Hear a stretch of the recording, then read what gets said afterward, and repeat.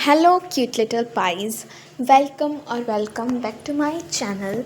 This is productive day in my life. Like it was literally too much productive. I did a lot of study behind the camera. Today I didn't record too much because I was attending lectures on the phone and I did not had another phone to record the videos.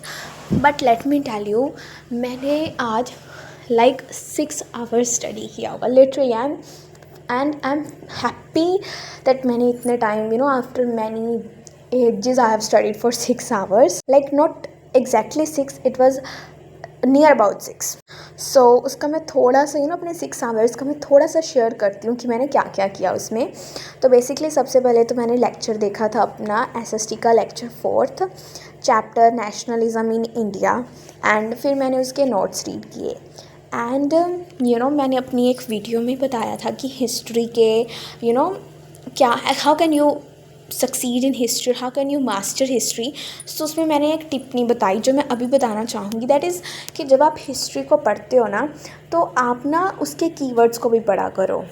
Now why I am telling this is because हमारे school में ma'am ने हमसे question पूछ लिया था from keyword and she said कि keywords को बहुत बच्चे निगलेक्ट कर देते हैं.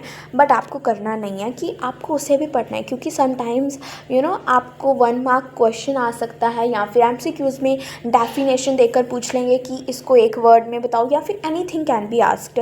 तो मैं आपको ये बोनस टिप दूंगी कि SST में हिस्ट्री में बेसिकली आप जब भी पढ़ रहे हो तो आप जो भी कीवर्ड्स साइड में दिए हुए हैं उनको पढ़ लो. एंड इन जियोग्राफी भी पढ़ लो, बट सिविक्स में भी इम्पोर्टेंट है क्योंकि सिविक्स में भी कुछ ऐसे वर्ड्स होते हैं जो कि इम्पोर्टेंट होते हैं. And let me tell you one thing that मेरे को नेशनलिज्म इन इंडिया ईजी लगा फ्रॉम यूरोप. एंड मुझे लगता है सबको ही ऐसा लगता होगा क्योंकि नेशनलिज्म इन यूरोप में मेरे को जो लगता है कि एक मिस्टेक है वो ये है कि कॉन्टीन्यूटी बिल्कुल नहीं है उस चैप्टर में. क्योंकि कहीं पे वो हमें क्या चीज़ बता रहे हैं, कहीं पे क्या बता रहे हैं. मुझे सबसे पहले डिफ़िकल्टी यही आई थी, कॉन्टीन्यूटी नहीं है इस चैप्टर में. इतनी कॉन्टीन्यूटी तो नहीं है बट इतनी कॉन्टीन्यूटी तो है कि मतलब ईजिली यू कैन अंडरस्टैंड. मैंने कितनी बार कॉन्टीन्यूटी बोल दिया, like let's ignore that. But tell me in comments कि आपके सितंबर के एग्ज़ाम्स में कौन से चैप्टर्स आ रहे हैं एंड आपके सितंबर के एग्ज़ाम्स कब हैं. And one thing I want to mention here is कि आपको SST की जो हिस्ट्री है उसकी NCERT देखो, आप लाइन बाय लाइन सारे पढ़ते हो. बट वट आज जब मैंने पढ़ी थी तो मैंने उसको ना इतना अच्छे तरह से नहीं पढ़ा. बट अपना नोट्स पढ़ के ना मैंने जब पढ़ा बुक को तो मुझे वो ईज़िली हो गया. तो like some students like me जिनको अगर आप फर्स्ट टाइम पढ़ रहे हो हिस्ट्री आपको समझ नहीं लग रही तो यार आप नोट्स बना लो. जब आप नोट्स बनाते हो एंड फिर जब आप अपनी NCERT पढ़ते हो नोट्स पढ़कर तो वो आपको ईजी लगती है. मैं अपनी हर वीडियो में ये चीज़ कहती हूँ कि आप वो चीज़ करो that works better for you and experiments करते रहो कि जो तुम्हारे लिए सही है, अच्छा है. एंड आप अपनी बुक्स की साइड्स पे ना कुछ एक्स्ट्रा पॉइंट्स लिख सकते हो, एक्स्ट्रा लाइंस लिख सकते हो जो आपको डिफ़िकल्ट लगता है वो आपको ईज़िली अंडरस्टैंड करने में हेल्प करेगा. एंड देन उसके बाद मैंने किया चैप्टर आर इन्वायरमेंट एंड आज मैंने इसका टॉपिक किया था food chain and food web. And I think ये सबसे ईजी एंड स्कोरिंग चैप्टर है.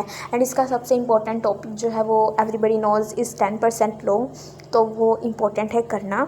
And also I came to know कि हमारा पैटर्न चेंज हो गया साइंस का. हमारे पहला पोर्शन होगा बायो का 30 marks, then physics 25 marks, then chemistry 25 marks. And हमें इसके लिए भी प्रिपेयर करना पड़ेगा बिकॉज फ्रॉम पास्ट ईयर ऐसा नहीं था, दोनों मिक्स आ रहे थे. एंड देखो अभी क्वेश्चंस भी देखो कैसे होते हैं क्योंकि it's going to be different for us. हम पे एक्सपेरिमेंट किया जा रहा है बेसिकली, सीधी बात, नो बकवास. But all the best to all the 10th graders appearing this time.